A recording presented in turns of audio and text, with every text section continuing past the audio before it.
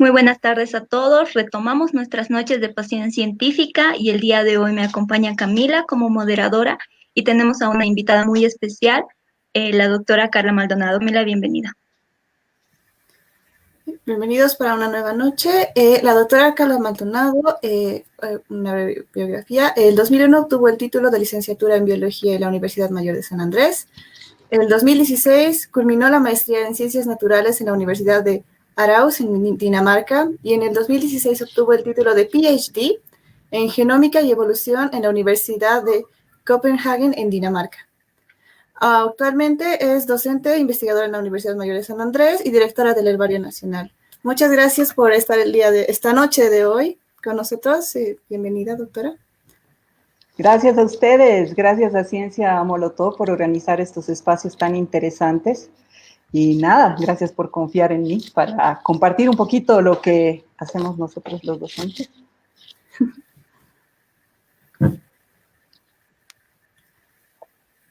¿Puede poner su presentación, doctora? Y nosotros Claro lo sí. añadimos en la pantalla.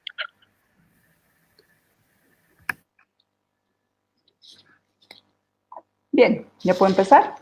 Listo.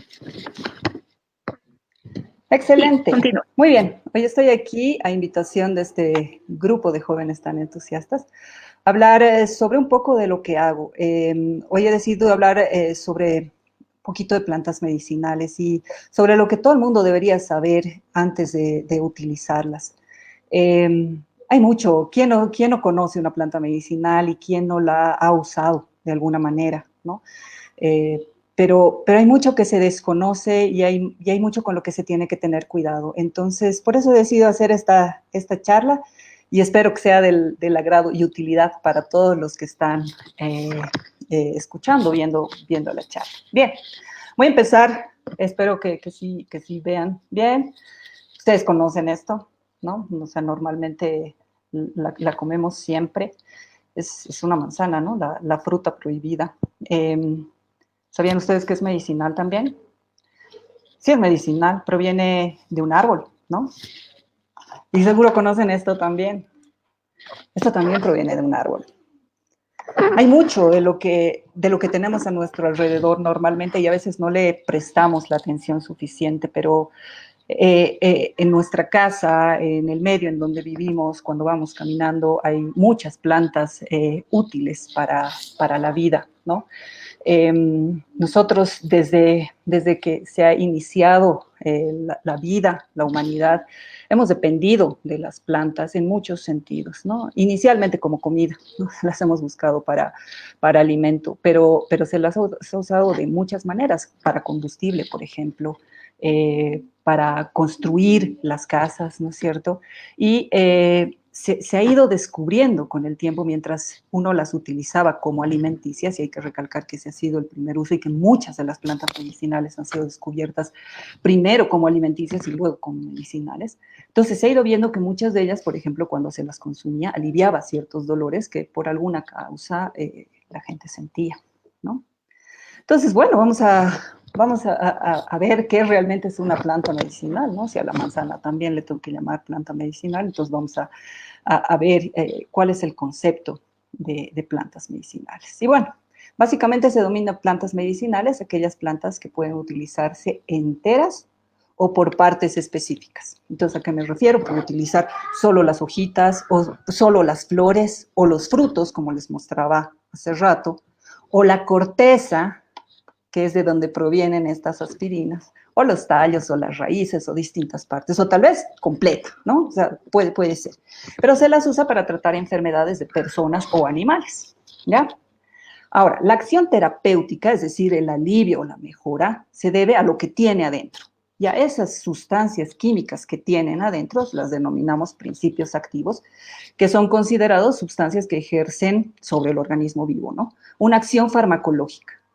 Ahora, esta acción farmacológica puede ser beneficiosa o puede ser perjudicial. Entonces, eso quiere decir que no todas las plantas son siempre beneficiosas, ¿ya? Para el ser humano o para los animales, en caso que se use en animales. Podrían ser también perjudiciales. Ahora, una que es beneficiosa puede ser al mismo tiempo perjudicial. Y eso va a depender mucho de cuál sea su principio activo, cómo es que actúa en el cuerpo del mismo organismo de la persona, cómo lo reciba, para ver si es que aguanta una cierta cantidad, una cierta concentración de estos principios activos, para ver si hasta cierto punto es beneficioso y después puede ser perjudicial. Entonces hay que tener muchísimo cuidado porque a veces ese límite es casi invisible. ¿Sí? Es una delgada línea que separa lo bueno de lo malo en lo que son las plantas medicinales, ¿no? En el caso de la manzana que les mostraba hace rato, lógicamente una fruta conocida desde hace muchísimo tiempo y es uno de los cultivos más extendidos también a nivel alimenticio. Tiene una propiedad astringente que ayuda a la garganta, por ejemplo, a las cuerdas vocales, a enfermedades estomacales, ayuda a quienes sufren problemas de acidez estomacal, gastritis, úlcera, ¿no? ¿Por qué en realidad sirve y por qué tiene todas estas propiedades? Porque tiene ciertos principios activos, que les mencionaba hace rato, ¿no? Aquí hay pectinas, taninos, vitaminas, antocianócidos y esta quercitina. Seguramente muchos de estos nombres son raros para ustedes y también para mí, aunque no lo crean, porque yo no soy especialista en todos estos principios activos que tienen las plantas y no venía aquí a darles tampoco clases sobre para qué sirve cada una de las plantas medicinales. Primero, porque no soy especialista en eso y segundo, porque nos llevaría más de la media hora que tengo para exponerles hoy. Pero venía a darles algunos ejemplos para que ustedes entiendan de lo que quiero hablar. Esta aspirina viene de la corteza de un árbol que seguramente muchos lo han visto y lo conocen, es el sauce blanco. Salix alba es el nombre científico y el componente que tiene adentro la corteza de ese árbol, ese principio activo, se llama salicina. ¿Ya? Entonces, ¿qué se ha hecho? Se ha descubierto que esa salicina tenía ciertos efectos positivos sobre la salud de las personas. ¿Ya? Entonces, aliviaba ciertas inflamaciones, calmaba algunos dolores cuando se la tomaba en mates. ¿Ya? Entonces, se ha tratado de extraer, ya después de un buen tiempo, se extrajo el componente activo y se lo sintetizó. Ese principio activo sintetizado se llama ácido acetil salicílico, es el que conocemos, pero es un derivado de la salicina. Con las mismas propiedades curativas, sí, porque ¿qué se ha hecho? Se ha copiado el compuesto que estaba dentro del árbol, que es natural, y se lo ha sacado de forma sintética, ¿ya? Sin embargo, esta salicina en forma natural que estaba en la corteza del árbol, que la encuentran en la corteza del árbol, tiene algunos efectos que pueden ser secundarios y malos, ¿no? O sea, si uno consume, uno no calcula la cantidad de corteza que pone en el mate, por ejemplo, eso puede causar, por ejemplo, náuseas, vómitos, erupciones cutáneas, mareos, problemas respiratorios, que es lo que no queremos. Entonces, cuando se ha sintetizado ya y se ha producido el ácido acetil salicílico, este ya tenía menos efectos agresivos sobre las personas. Además que viene en cantidades exactas, ¿no? O sea, aquí nosotros sabemos qué cosa estamos tomando y cuánto. Y eso es muy importante cuando tratamos de curar alguna dolencia, ¿no? Normalmente las aspirinas son casi inofensivas, es más, algunos recomiendan tomarla 1 o 2 por día, ¿no es cierto?, para mejorar la circulación, evitar coágulos en la sangre, etcétera. Pero con eso también hay que tener cuidado, no todos la pueden tomar. Hay personas con problemas de presión o con ciertos otros problemas que tienen que tomarla, pero con cuidado. Entonces, siempre es bueno acudir a personas que saben para consumir. No es nomás así, dice que tiene salicina, entonces de ahora en adelante, y como además no había aspirina, ¿se acuerdan? Cuando la fiebre esta del coronavirus, nadie encontraba la aspirina, ahora no es para que corran al árbol, se saquen la corteza y se hagan el mate. Seguro puede funcionar, pero no conocemos la concentración en la que le estamos tomando y podríamos tener estos otros síntomas. Acuérdense que eso también va a depender mucho de cómo es la persona, qué resistencia tenga, etcétera, pero es siempre mejor tomar las precauciones necesarias. Muchas de las plantas medicinales son usadas para fabricar estos medicamentos y más del 50% de los medicamentos que tenemos en las farmacias provienen de una u otra manera de alguna planta que está de manera silvestre, ya sea en las ciudades o en el campo, ¿no? Porque todos han derivado de ahí.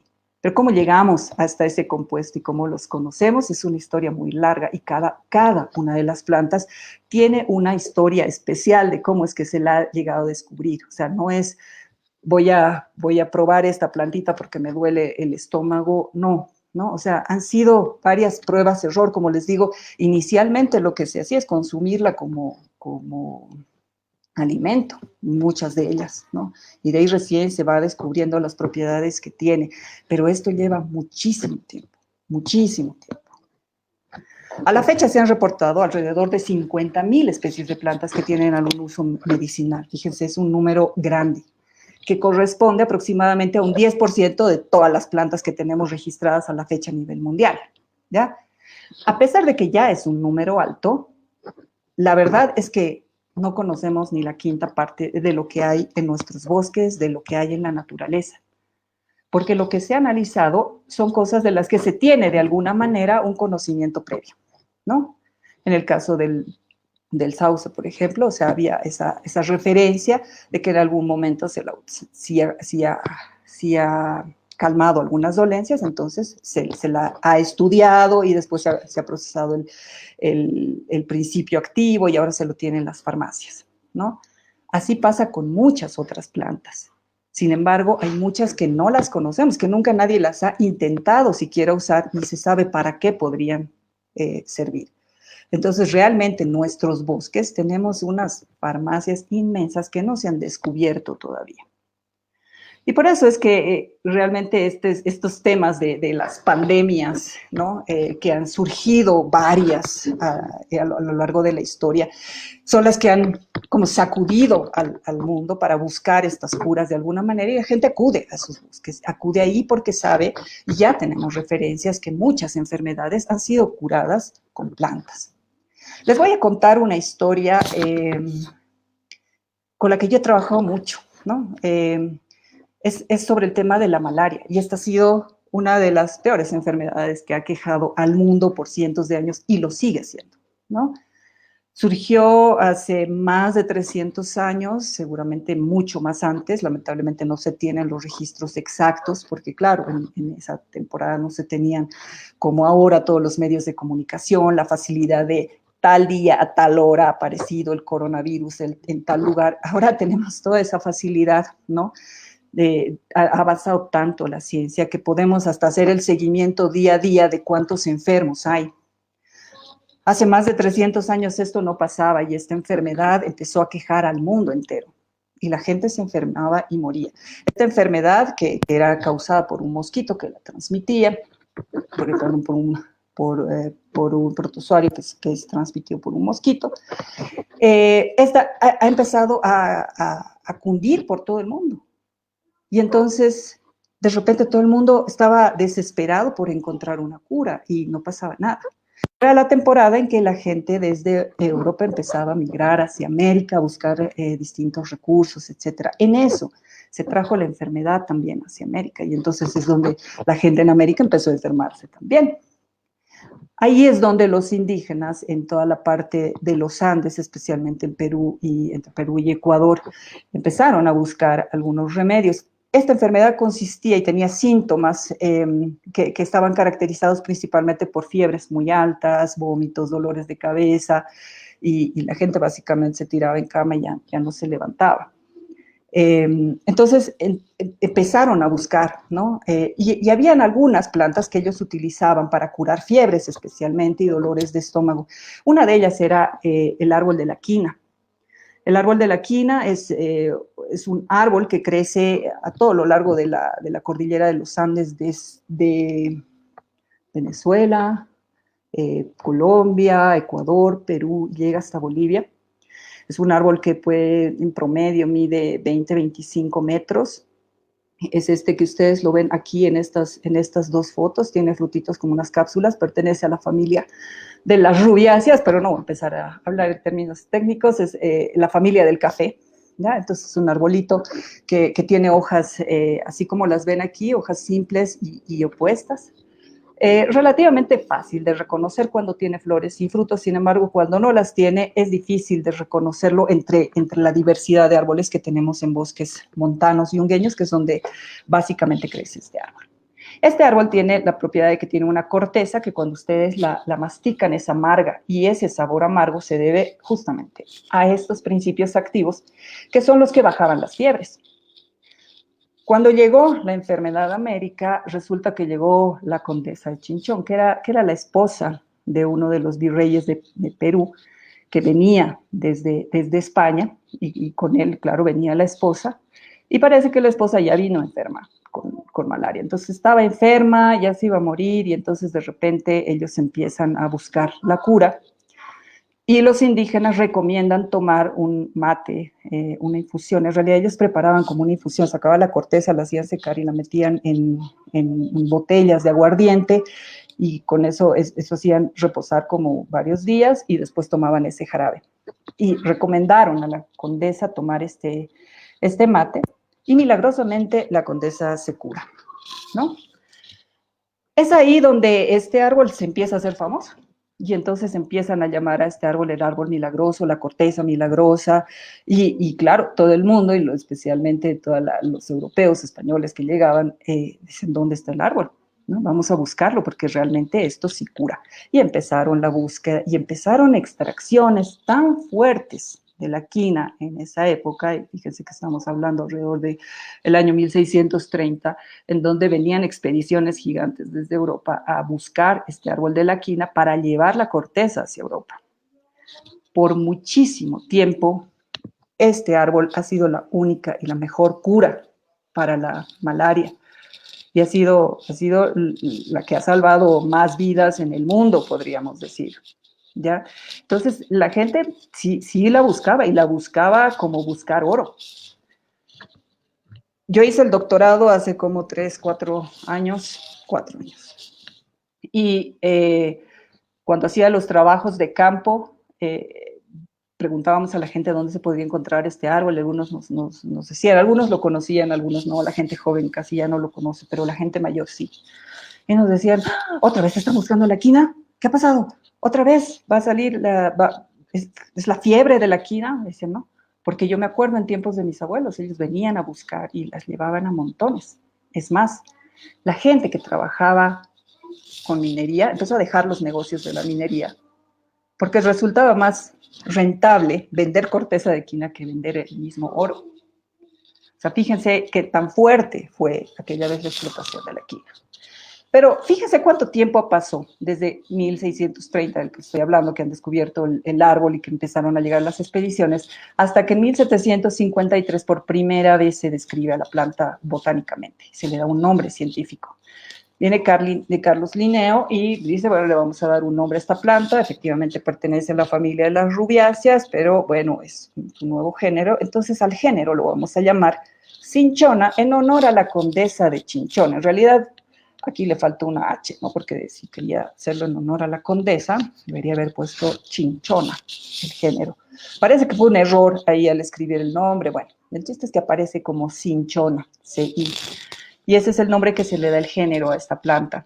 Y recién en 1820 se descubre el compuesto, el principio activo, que era el que curaba las fiebres, que curaba la malaria. Y esta es la quinina, uno de los compuestos activos que tiene la corteza. Y recién en 1944 es que se logra tener el compuesto sintético, es decir, ya productos en pastillas que se vendían en farmacias, y recién se los logra dar con dosis adecuadas, ¿no? ¿Por qué? Porque además, durante todo este tiempo, si bien es cierto que ya ellos habían descubierto la cura, también empiezan a descubrir que habían efectos secundarios. Había gente que, por ejemplo, tomaba demasiado de este extracto y entonces empezaba con efectos secundarios como, por ejemplo, a producir orinas oscuras. Y ya lo que era la malaria se transformó en otra enfermedad que incluso se llegó a llamar la fiebre de la orina negra. ¿Por qué? Porque consumían demasiado y habían otros efectos. Habían otros efectos como el cinchonismo, se le decía también. Habían varias enfermedades que empezaron a aparecer del alto consumo de esta corteza. Entonces tampoco era tan beneficioso. Algo estaba pasando, pero aquí recién, cuando ya tienen el compuesto sintético y entonces pueden dar en cantidades adecuadas a los pacientes de acuerdo a cómo cada paciente puede recibir estos compuestos, entonces se empieza a recién dosificar, ¿no? Más adelante se descubre otra planta que también tenía propiedades similares, es la artemisina, pero bueno, ya me voy a dejar ahí.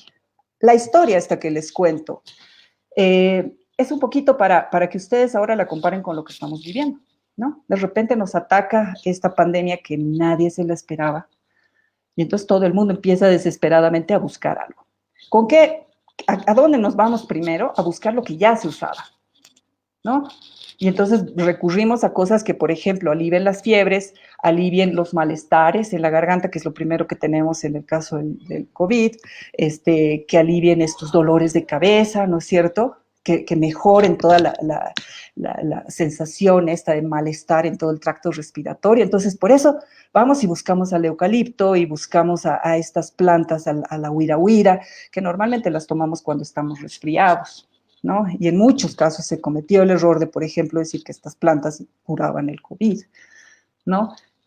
Lo que pasa es que sí hay referencias de que estas plantas funcionan para mejorar algunos de los síntomas de los resfríos, pero en ningún caso, por lo menos hasta ahora, no hay pruebas científicas que corroboren que esto cura. Inclusive esta planta salió a relucir, ¿no?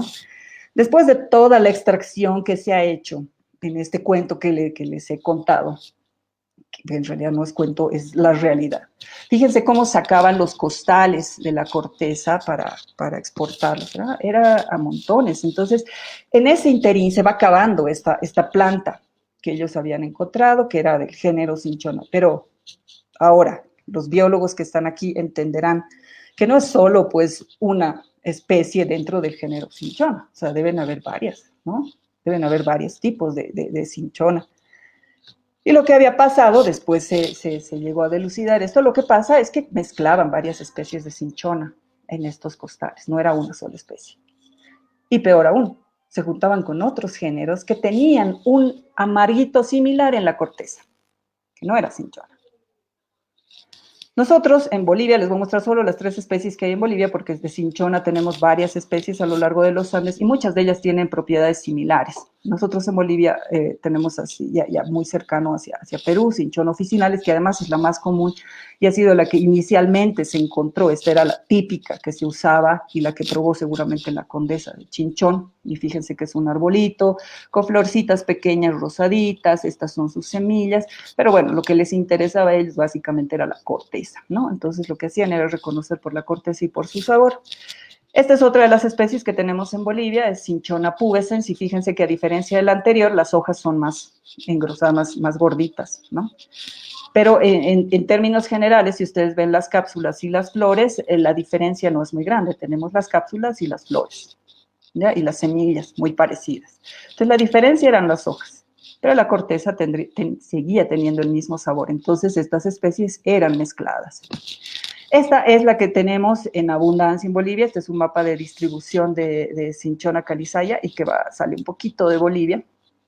Esta corteza también ha sido usada, aunque las expediciones iniciales que han llegado desde Europa se han centrado mucho en buscar a esta planta entre Ecuador y Perú, que era donde más diversidad de especies había.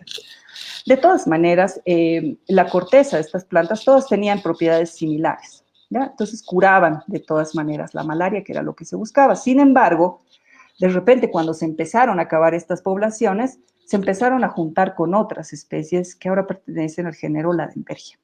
Fíjense que la estructura en general es muy similar, tienen frutos muy parecidos y aunque ya viéndolas de cerca las flores son más grandes, las estípulas son un poquito distintas, eso no les importaba. La corteza tenía un ligero sabor amargo y han empezado a mezclar. ¿Qué pasa con esta planta? También tiene las propiedades, pero en mucha menor cantidad. Tiene estos principios activos, pero la concentración de estos principios activos es mucho menor en esta planta. ¿Qué ha provocado esto? Que la calidad del producto sea menor cuando ellos se la llevaban. Entonces, cuando ya han empezado a hacer los análisis químicos, se han dado cuenta de que algo estaba pasando, ¿sí?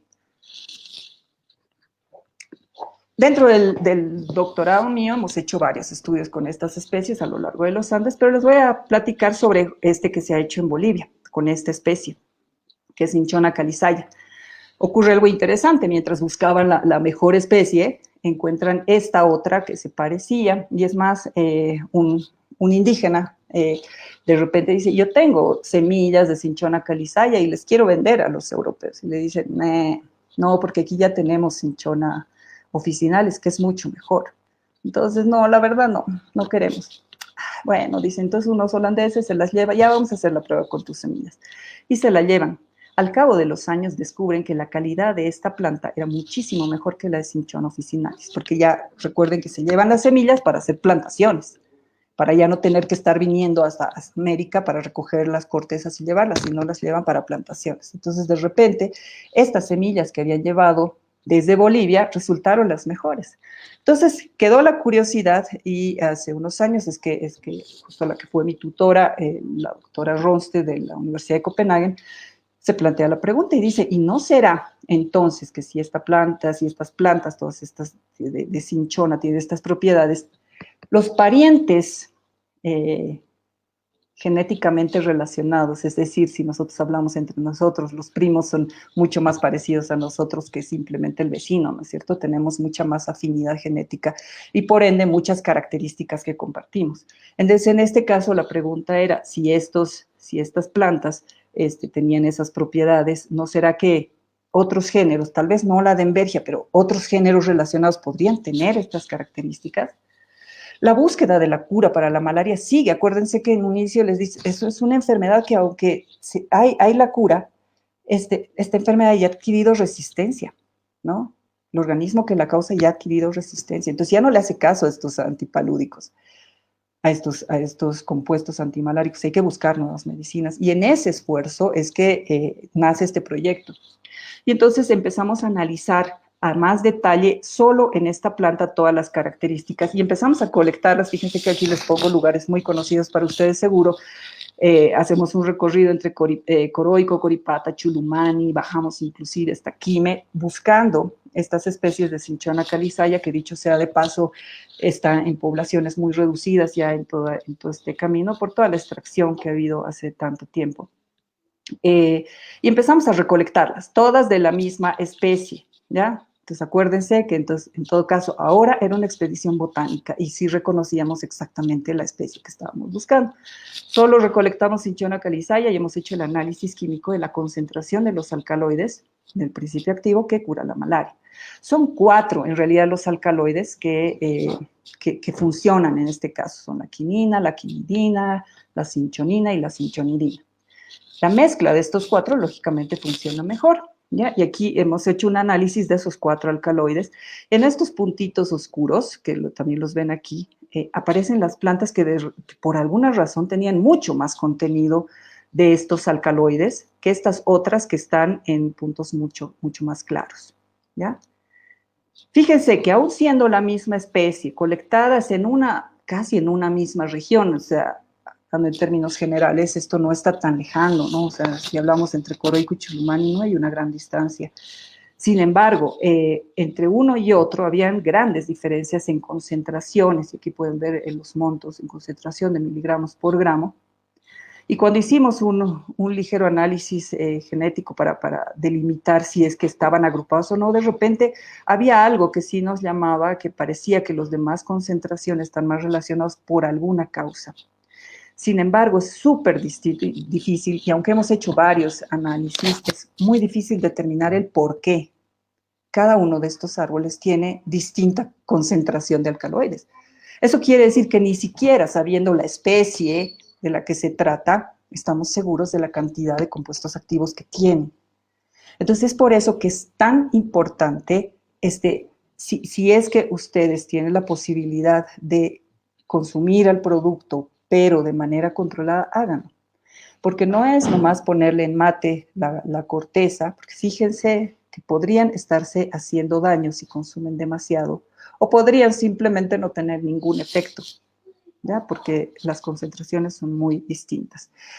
Salió de repente, ¿no? Con este boom del COVID, de repente sale una declaración del presidente en ese entonces, Donald Trump, donde decía que sí, que se podía utilizar la cloroquina como cura para la malaria, porque ha existido durante mucho tiempo, porque se la ha utilizado para la malaria, perdón, y ahora podría servir para el COVID.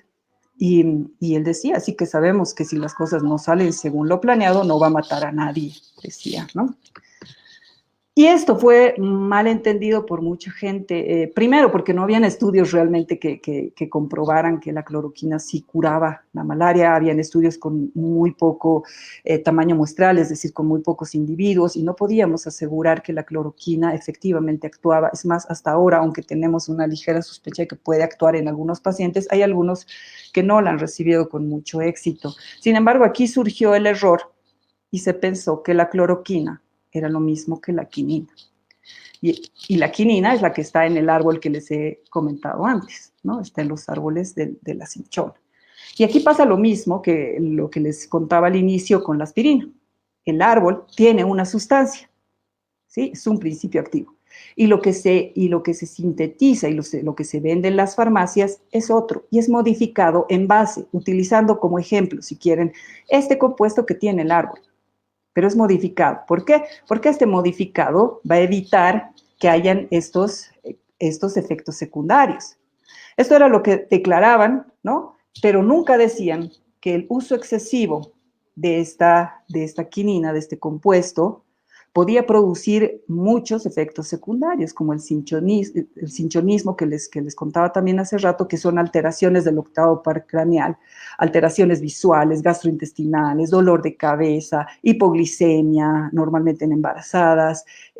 Habían muchos problemas que podían surgir si consumíamos demasiado. O sea, tampoco era que sí nomás que había que tomarla o comprarla, ¿no? Todos habían corrido a las farmacias a buscar la hidroxicloroquina, ¿no? Para tomarla. Y tanto la cloroquina como la hidroxicloroquina son compuestos derivados del natural que sí está en el árbol. Y surgieron cosas como estas, ¿no? De repente estaban extrayendo otra vez en nuestros bosques, fíjense la fecha, esto salió el 18 de abril de este año, en la página de la radio Yungas, donde se promocionaba el uso de la corteza de la quina para curar el COVID. Incluso había un video aquí donde mostraban cómo sacar la corteza y todavía mencionaban que las poblaciones eran muy reducidas y que había que buscar mucho y caminar mucho para encontrar, pero que eso servía. Y empezaron a venderla. Y ahí es donde se nos pararon los pelos de punta y dijimos, ¿qué está pasando? O sea, la gente realmente no está... Primero, no se ha probado que esto cure el COVID. Y segundo, que la gente puede hacerse daño consumiendo directamente la corteza, ¿no? ¿A qué estamos promoviendo con esto? A que la gente vaya y siga sacando árboles, siga talando y siga promoviendo la aparición de este tipo de enfermedades que justamente sabemos ocurren gracias a la desaparición de bosques. Entonces, ha sido muy difícil. Creo que este tiempo es en el que todos nos hemos dado cuenta de que sí, tenemos muchas plantas medicinales, sí las podemos utilizar, pero la información que damos a la población debe ser certera. Entonces, no podemos decir, sí, aquí está nuestra cámara de eucalipto y no sé qué, porque esto desinfecta y esto mata al virus. Eso es mentira. Sí tienen propiedades antivirales, seguramente sí, en ciertas condiciones y aplicada tal vez con ciertas características, pero no simplemente el hervor de una planta va a matar todos los microorganismos, porque eso nos estaría generando un falso sentido de protección. Muchas de estas plantas que las van a encontrar en muchos mercados de Bolivia, las encontrábamos hasta en la esquina de la casa, seguramente durante todo este tiempo de cuarentena, y seguro todos ustedes las tienen, yo también las tengo. Sirven, pero sirven para aliviar esos síntomas, no precisamente para curar el COVID. Y sirven para curar otras dolencias, sí, pero por favor, usémoslas con cuidado. Hay muchos problemas cuando usamos estas plantas medicinales. Por ejemplo, hay muchas plantas que tienen el mismo nombre común, pero son diferentes cosas. La coa, por ejemplo, son varias. Aquí les he puesto solo 3 fotos de 3 especies, fíjense, incluso hasta de géneros distintos, que casi ni se parecen. Fíjense los tipos de flores. Son completamente distintos, pero todas se llaman coa. Y solo una es usada para hacer la sopita de pescado. En el caso de la cola de caballo, hay un paper súper interesante que se los recomiendo a todos los interesados en leer en este tema. Busquen este paper en el que han participado también investigadores del Herbario Nacional de Bolivia, que hacen un estudio de plantas medicinales en los mercados de La Paz. Y aquí, los que han pasado Botánica 2 conmigo saben que hay que tener mucho cuidado cuando vemos estos grupos de plantas. Todos parecen igualitas, ¿no? A simple vista, todas parecen igual. Pero estas dos, que son más de la familia de los helechos, son muy diferentes a estas otras dos que son de la familia de las gimnospermas, de los pinos. Son completamente distintas. Y el problema es que la gente no las reconoce y las vende juntas. Es más, el problema se acrecenta porque todavía a los chicos de botánica yo les enseño, y seguramente todos los docentes de botánica lo hacen, a distinguir. Les enseñamos a distinguir, ¿no? ¿Saben qué? Tienen que ver aquí las barritas de sílice que forman, aquí no tienen, en cambio estas se reproducen por esporas y estas no, estas ya tienen semillas. Les enseñamos los detalles, pero ¿qué pasa? Ustedes van al mercado y ya les venden la bolsita preparada, ¿no? Con todas las plantitas picadas además y les dicen, esto es cola de caballo. ¿Cuál es el peligro? Estas son las normalmente usadas, especialmente Quisetum bogotense, que es la normalmente utilizada para estas enfermedades urinarias, infecciones urinarias, es para lo que se usa normalmente la cola de caballo. Sin embargo, estas otras no, y pueden ser incluso abortivas. Entonces, fíjense el gran peligro que pueden causar si es que estas plantas se mezclan y de casualidad las toma una persona embarazada con la intención de curar una infección urinaria. Entonces, es muy, muy importante que ustedes averigüen bien sobre no les estoy diciendo que sepan sobre botánica, que entren a especializarse en biología, simplemente que averigüen. Ahorita es tan fácil, ahorita todo está en los celulares, ¿no? O sea, ustedes tienen la facilidad de tener la información en un rato, no necesitan ni siquiera ir a la biblioteca. Entonces busquen, averigüen, infórmense cuáles son las especies que realmente son las usables, cómo es que las pueden distinguir, cuando van al mercado podrían saber si es o no es la correcta para evitar estos posibles malos entendidos y consecuencias que podrían ser nefastas en algunos casos.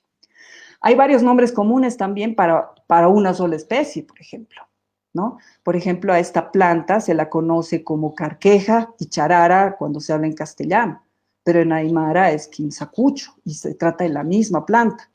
Entonces, a veces solo por pedir con distinto nombre podemos estarnos creando confusión, ¿no? con la planta. Entonces, hay que tener mucho cuidado. Para eso nosotros con un equipo grande del herbario hemos tratado de sacar estas fichas en donde tratamos de mostrar cuál es la verdadera especie que deberían ustedes consumir y avisarles también si definitivamente si las confunden serían dañinas o no. Algunas no pasaría nada. Por ejemplo, en este caso hay otras dos especies, Naphalium, por ejemplo, o esta otra especie de Achirocline que podrían ser usadas y confundidas con la verdadera huira, pero no les va a hacer tanto daño. O sea, las tres especies se usan para el resfrío, la tos y el asma. Seguramente estas dos con un efecto un poquito más reducido, tal vez necesitarán dos ramitas, un poquito más para que tenga el mismo efecto de la verdadera. Pero sí, ustedes tienen que conocer y traten de informarse. De estos nosotros hemos sacado varios, tenemos fichas para el eucalipto. En el caso del eucalipto, por ejemplo, es súper interesante porque en realidad el principio activo aquí es el eucaliptol y solo estas especies que ven listadas aquí tienen ese compuesto. Y de las especies que tenemos en Bolivia, no todas la tienen. Por ejemplo, tenemos Eucaliptus meliodora, aquí en La Paz, tenemos Eucaliptus camedulensis. Fíjese que las hojas son muy parecidas en todos los casos, aunque sí varían en la forma de las flores y los frutos. Si nosotros las vemos estériles, podríamos utilizar cualquiera de las dos y básicamente estas no tienen el principio activo. Entonces tampoco es que son todos los eucaliptos útiles.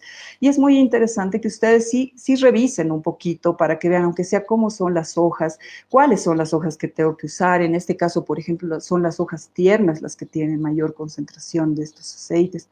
Y no todo es bueno, ¿no? En el eucalipto, por ejemplo, el aceite puede ser fatal también. Tomar simplemente 3 3 mililitros de aceite 3.5 sin diluir puede ser mortal para la gente que lo toma. Entonces hay que tener cuidado también en qué cantidad lo estamos tomando, cómo, en qué, si son infusiones, si es hervido. Yo, como les digo, no soy especialista en cada una de las plantas y tal vez estas preguntas surjan más tarde y ya les prevengo, no les voy a poder dar la respuesta a todo, porque yo no sé mucho de estas plantas de la quina, sí, pero no de todas. Pero sí hay que averiguar, ¿no?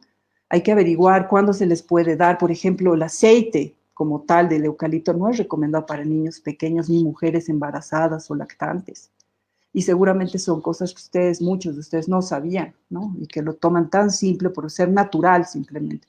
Efectivamente, lo natural siempre es mejor, pero hay que tener cuidado también. El aloe vera es otra planta que seguramente todas las usan, especialmente las chicas, ¿no? Las utilizamos para el cabello, también para el cutis, etcétera. Tiene muchas utilidades.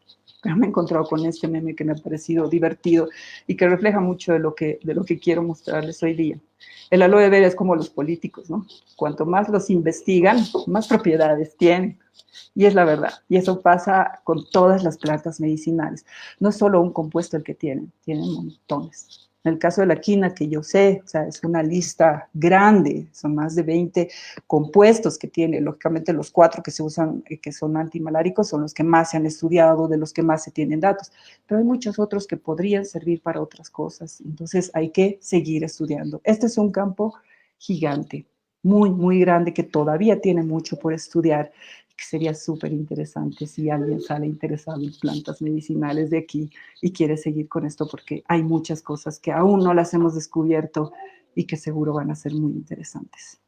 Solo les recomiendo tener mucho cuidado, no les estoy diciendo no las usen, realmente sí consumir las cosas naturales es mucho mejor, pero ya pueden averiguar, ahora tienen información a la mano, investiguen, todo tratamiento, cualquier medicamento, para realmente verificar, validar su eficacia, ha tenido que tener un estudio minucioso de investigación, experimentación, controles, y eso ya hay varios artículos científicos, hay un montón de información, lógicamente no en cualquier post se van a informar, busquen, sepan también buscar la información adecuada, donde ustedes van a poder tener los datos que les van a permitir decir, sí, esto voy a usar, esto no. Yo sí me echo un jarabe para el COVID con cebolla, ajo, jengibre.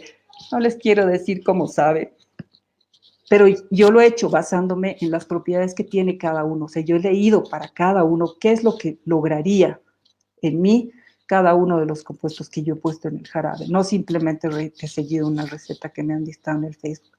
La he leído y les recomiendo que hagan eso y van a ver que ustedes se van a sentir mejor y más seguros también y van a poder cuidarse no solo ustedes, sino también a sus familias. Muchísimas gracias. Muchas gracias, doctora, por tan excelente charla y sobre todo dar un gran pantallazo que es la gran diversidad que tenemos en los diferentes tipos de plantas y los usos que se les pueden dar. Muchas gracias también por esclarecer cómo es que tenemos que tener cuidado y qué cuidados tenemos que tener frente a la gran información, o bueno, el exceso de información que no siempre es muy confiable, ¿no? Sobre todo en redes sociales, que es lo que más ha primado durante este tiempo de pandemia y de cuarentena. Exacto. Tenemos algunas preguntitas. Adelante. Que nos gustaría hacerle, que viene del público. La primera dice, bueno, doctora, excelente charla. ¿Existe algún reglamento o alguna reglamentación para plantas medicinales en el país? Si uno descubre una planta que tenga un compuesto activo, ya sea por medicina ancestral u otro medio, ¿se puede usar la planta o se tomaría como sustancia controlada? Uy, no conozco ningún reglamento sobre las plantas medicinales. Sí hay el Ministerio de Medicina Tradicional, ellos están tratando de sacar un libro, que sí están trabajando con un grupo también de gente del herbario y están tratando de sacar algo bien validado, si quieren, ¿no? Pero no hay, que yo sepa, ningún reglamento sobre el uso de plantas medicinales. Sí, en algunos casos que seguramente sí son plantas en peligro y entonces hay que tener mucho más cuidado al usarlas, etcétera, ahí, pero seguramente son especiales para cada planta. La otra pregunta era sobre si se tiene una planta medicinal. ¿Me repites, por favor? Si se encuentra que tiene un compuesto activo, ¿se la puede usar como planta medicinal o se tomaría como si fuera sustancia controlada? Pues bien recortado, pero ya me acordó de la pregunta. Si ustedes encuentran algo, o sea, esto va a tener que ser con apoyo, lógicamente, de un laboratorio químico, ¿no es cierto? O sea, van a poder encontrar que sí hay un compuesto que sirve para algo. Entonces, una vez que se descubre el compuesto, hay que hacer distintas pruebas. Tampoco soy experta en eso, pero sí sé que tiene que seguir un protocolo de distintas pruebas para ver realmente la eficacia del compuesto activo y también hacer experimentación sobre los efectos secundarios que pueda tener, ¿no es cierto? Ya sea sobre humanos o sobre animales. Y una vez pase todo este filtro, recién se la puede declarar como planta medicinal. Ahora, lógicamente hay muchas plantas que sí son conocidas por nuestros ancestros, ¿no? Y que el conocimiento ha pasado generación tras generación. Pero de casi, bueno, la gran mayoría conocidos hasta ahora, ya hay estudios, ¿no? O sea, solo si definitivamente no hay nada, tiene que pasar por todo este proceso para ser declarada como planta medicinal.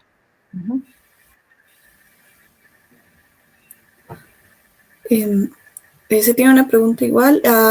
Si se prueba que es beneficiosa referente a la planta, ¿existe algún medio para que no exista una extracción indiscriminada? No, inclusive para esto de la quina, cuando nos enteramos de que estaba siendo extraída por esto el tema del COVID, hablábamos con el Ministerio de Medio Ambiente a ver si ellos podían de alguna manera regular el tema de la extracción y decir no la saquen, ¿no? Porque no sabemos todavía bien.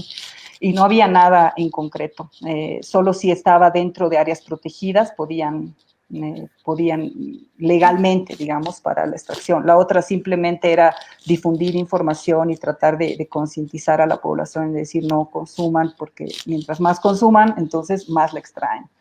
Pero no hay nada claro.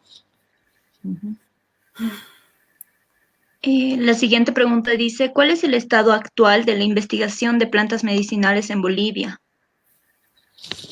Se está trabajando harto, ¿no? A nivel de la universidad hay un equipo, sí, de varias personas que está trabajando con plantas medicinales, con estudios, pero como que puntuales, ¿no? O sea, hay muchos especialistas en ciertos grupos y ustedes saben la gran diversidad de plantas que tenemos.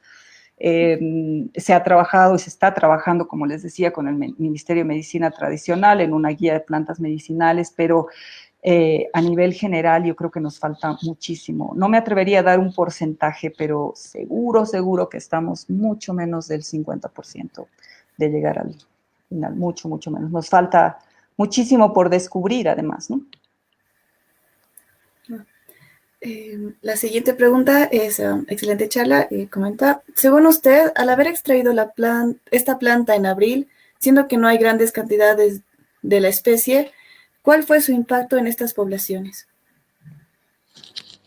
Por mi experiencia y por todo el recorrido que hemos hecho buscando esta planta, no hay muchas, ¿no? Entonces son muy poquitas y nosotros solo recolectábamos ramitas y un pedacito de la corteza. En este caso, como han visto y pueden ver en el video que seguramente sigue, extraen toda la corteza del árbol y eso implica que el árbol muere completamente. Entonces desaparecen esos pocos manchones. No sé cuál ha sido el efecto, no he vuelto al campo después y ya no he visto más las poblaciones, pero estoy segura, porque son árboles pequeños, además ya no tenemos los árboles grandes que habían en un pasado, ahora son muy pequeñitos, entonces han tenido que matar al individuo y seguramente han desaparecido varias de estas poblaciones pequeñas. Yo creo que el daño es grande, pero tampoco es algo que se ha extendido, o sea, ha sido un tiempito esta fiebre, digamos, el nuevo, la nueva fiebre de la quina, pero por el COVID, más bien no se alargó mucho. O sea, como que después han surgido otros medicamentos y otras alternativas y han dejado el tema de la corteza quina. Entonces, espero realmente que no haya sido muy fuerte. Bueno, doctora, muchísimas gracias.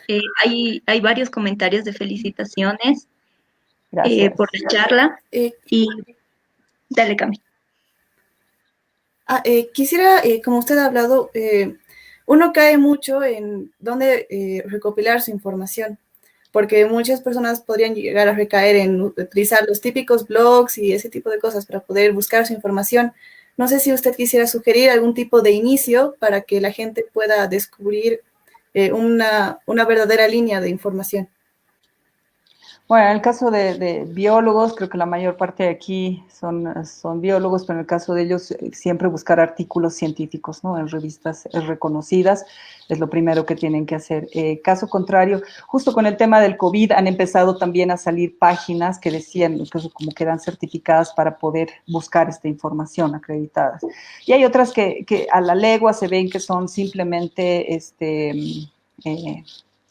publicaciones muy a la ligera, ¿no? El Rincón del Vago, no sé, otras páginas que no tienen referencias, que no tienen ni siquiera la fecha de cuando ha sido publicado. Entonces, esos datos los van a guiar a ustedes para ver si esa es información fidedigna o no. Es lo mismo que pasa con toda esta información, las fake news, ¿no? Entonces, el método de averiguar si es verdad o no, básicamente es el mismo. Entonces, ir buscando información, a ver si ha sido publicada, si en otros medios también se las reporta como plantas medicinales, y así de a poquito van a llegar. Lógicamente no todos seguros son biólogos, pero en ese caso sí buscar más referencias. Ahora hay bastantes recursos para poder determinar la validez o no de las informaciones que salen, ¿no? Bueno, doctora, tenemos más preguntas. La siguiente dice, ¿qué consejo le daría a una persona que no tiene conocimiento de taxonomía para poder comprar plantas medicinales? Comprarlas en lugares, primero, de gente mayor. Normalmente la gente mayor conoce mucho más de las plantas medicinales, entonces si definitivamente ustedes no tienen el tiempo de averiguar, tal vez buscar en estos lugares que son más tradicionales, aunque este estudio van a ver si leen el estudio de Quisetum, son mercados incluso de la Sagárnaga, y sí va a recomendar este lugar, porque normalmente ahí son personas que ya conocen, que tienen experiencia de varios años vendiendo estas plantas, etcétera. Tratar de acudir a gente que lo ha estado haciendo por mucho tiempo, ¿no? La gente mayor sabe muchísimo, entonces ellos nos dan, si tienen 3 puestos de plantas y hay uno en donde está una viejita vendiendo, yo prefería ir ahí, ¿no? O sea, si no tengo nada más de conocimiento. La otra es buscar, o sea, como les decía, voy a comprar eucalipto, entonces busco primero la información y trato de comparar si realmente me están vendiendo lo que yo quiero, ¿no? Y ¿qué más? Si no soy taxónomo, buscar estas páginas donde pueden encontrar información más valedera y tratar de informarse bien sobre cómo es la planta que debo comprar y para qué sirve, ¿no? Y en qué cantidades la debería tomar. Muchas gracias, doctora. La siguiente pregunta es, ¿cómo afecta la variación de la cantidad de compuestos activos entre plantas de una misma especie en su uso?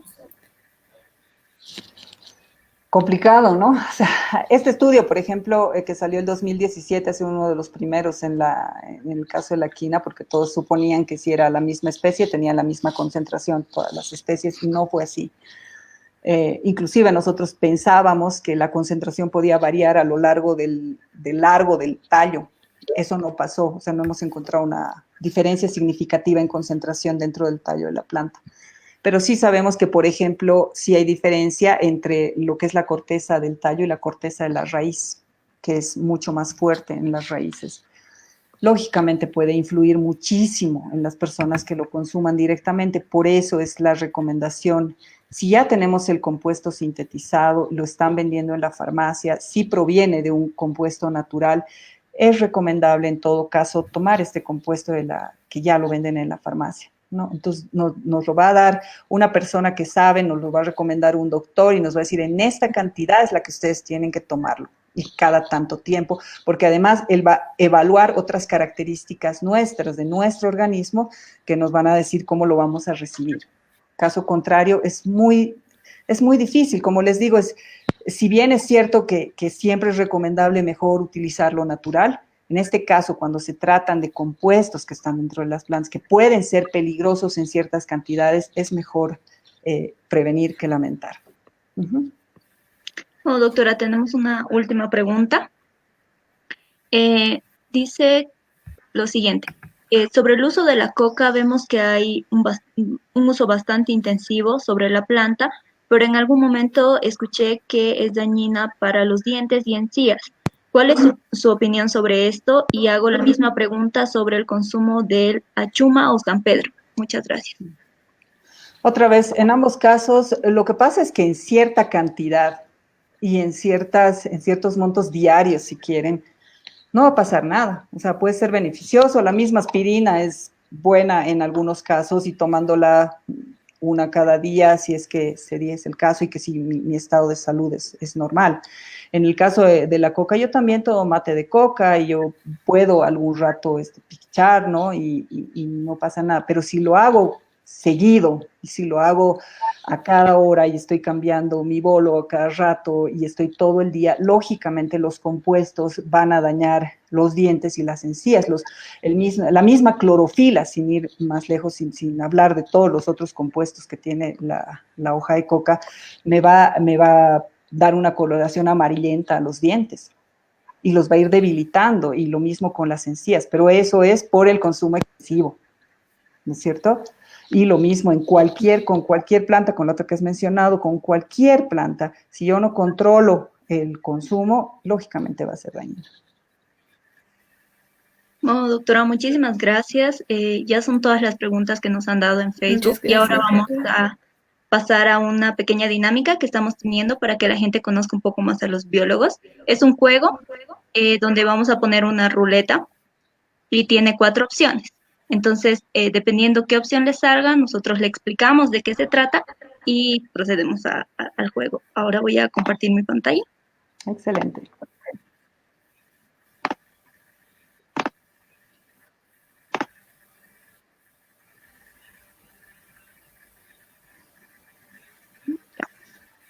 Y bueno, vamos.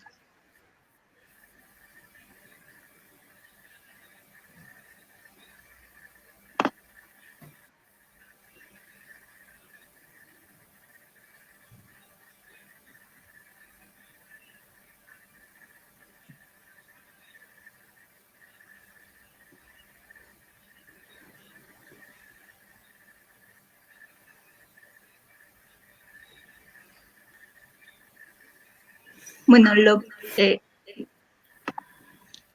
que sale es que necesitamos que nos diga 4 frases típicas de un biólogo. Mientras sube la montaña, ¿por qué no fui secretaria? Cuando vamos al campo, lo primero que se me olvida toda la vida es ¿dónde está el encendedor? Es de todos, ¿cierto? A ver, otras frases típicas. En campo también. ¡Ay, no! Se acabó el alcohol. ¿Qué más?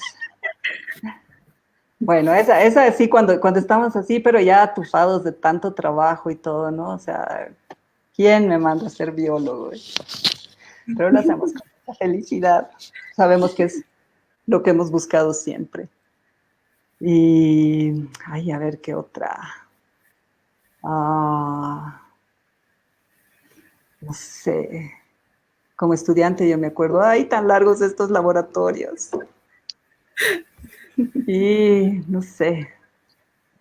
A ver, creo que son más en campo cuando estamos ahí metidos en la carpa, o hay que bañarse de noche, ¿no? Sí, no me quiero bañar después de una semana, no importa. No importa, pues no me voy a bañar.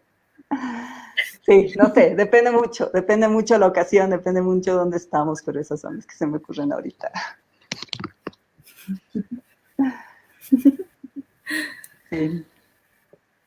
Bueno, doctora, muchísimas gracias de verdad por el tiempo, por preparar la charla y por estar acá enseñándonos un poco más y también compartiendo con toda la gente que no es bióloga, que no es académica, pero que le interesa muchísimo estos temas. Bienvenida cuando quiera y bueno, le dejo la palabra a usted y a Camila. Mil gracias. Yo simplemente agradecerles, felicitar a todo el grupo de Ciencia Molotov, que los he visto trabajando fuerte y difundiendo lo que hacemos, que me parece súper interesante, y no solo entre biólogos, ¿no? O sea, eso es para mí súper rescatable, que no nos encerremos en nuestra burbuja como casi siempre lo hacemos, sino que nos extendamos un poco más, porque lo que hacemos es tan interesante y tan útil, además, para la sociedad, que tenemos que buscar este tipo de medios para difundir lo que sabemos en palabras sencillas, para que todo el mundo conozca lo que hacemos y sepa que además hay biólogos en Bolivia, ¿no? Gracias, chicas, y felicitaciones. Muchas gracias, doctora. Y para la audiencia presente, no se olviden que aún nos quedan muchas más noches de Pasión Científica, así que estén atentos a la página para nuevas charlas. Muchas gracias.